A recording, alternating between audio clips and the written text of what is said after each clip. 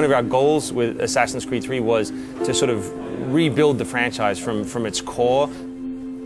Even though Assassin's Creed is published every year, it's not developed year by year. Assassin's Creed 3 started in January 2010, where basically a bunch of people coming out of AC2, like AC2 just shipped in November, so they decided to try to explore different ideas, different period as well. Right when we started, we knew this game had to be a fresh new entry in the franchise and be ambitious and kind of reinvent everything. We knew this had to be the same kind of jump from AC1 to AC2.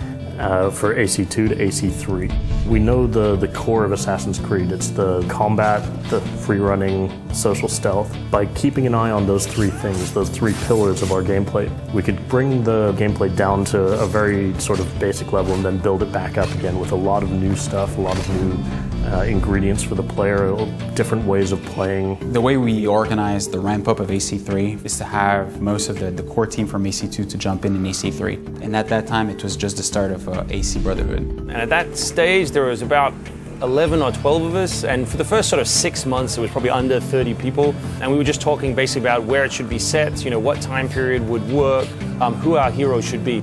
The first two things we decided that we thought would work, one was the idea of the American Revolution, and the second was the idea of a Native American hero. So what we tried to do was build it almost like a pyramid, an inverse pyramid, where you start with these big core decisions, and really you have to stick with them and then work it out from there.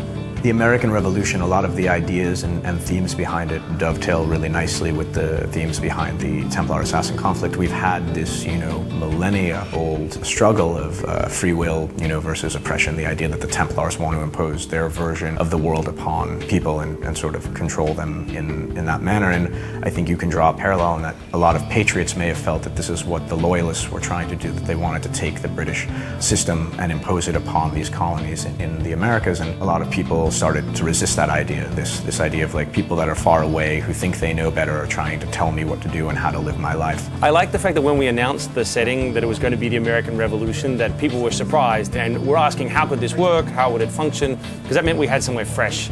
And that was really our first goal, was to make sure that it was an unexpected place to set a game, that it was somewhere a game hadn't been set before, and somewhere where we could hopefully do some new stuff.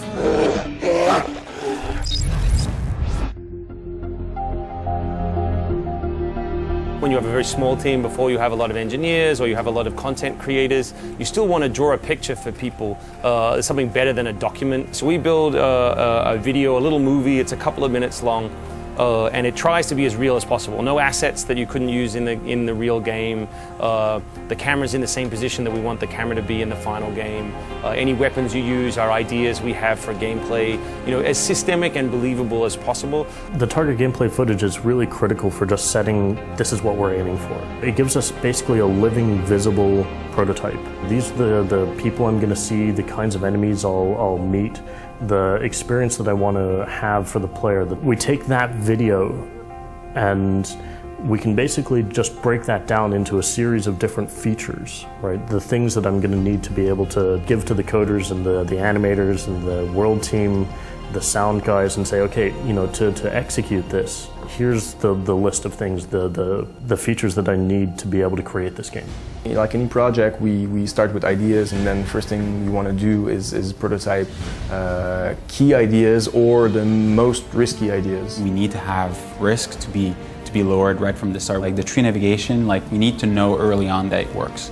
The naval battle, we need to know early on that it works. On the engine side and on the gameplay side, we have very little at this point. We'll have essentially these test environments where you have, for us it's just like an orange ground texture that has a black grid on it that tells you how far apart things are. And then inside of that, we'll test absolutely everything and do quick prototypes to try out some ideas, see what works, see what doesn't work, decide whether a feature is good enough to use and good enough to build and is going to be fun before we commit to the full-on development of it. So with that came a lot of new engine technologies, and to the extent that we consider it essentially a completely new engine.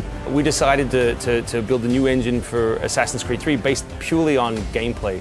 So obviously the hardware hasn't changed. We didn't suddenly find 80 mega RAM that was hidden away in the 360 or the PS3, but we're able to say, if we were going to build an engine that enabled us to create new content, what would happen? So Anvil Next is the next major iteration of the Assassin's Creed engine. The Frontier is the #1 motivation to do Anvil Next in the beginning. So the first thing we tried was, can we make a forest that looks good but still works with a decent frame rate and is still readable from a gameplay point of view. We also prototype stuff like the Deep Snow came with deformable tracks. In previous games we had water, but it was always like a straight delimitation between water and ground. Now it's progressive beaches, so what do we do with fighting in that thing with knee-deep snow, knee-deep water, animals mixed with that? So it all came from the first prototypes. So another big challenge that came pretty quickly was the number of NPCs on screen, both for battlefields and from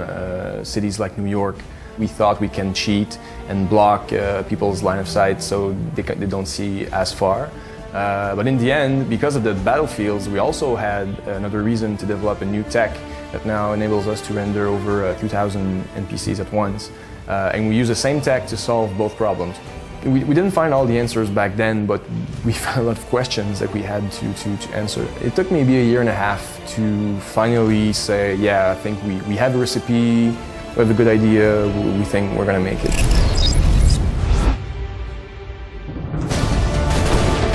Coming up with how Connor looked, I think, was one of the hardest things we had to do in the game. Connor is our main hero. He's half Native American, half British. He was raised by the Mohawk tribes.